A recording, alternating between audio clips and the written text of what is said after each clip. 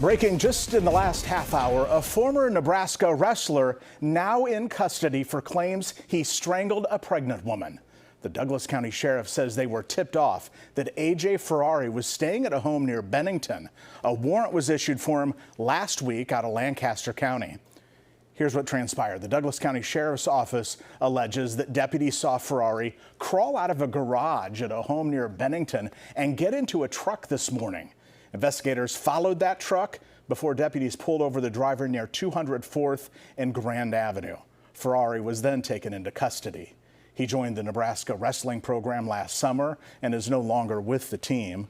Before coming to Nebraska, he won a national title.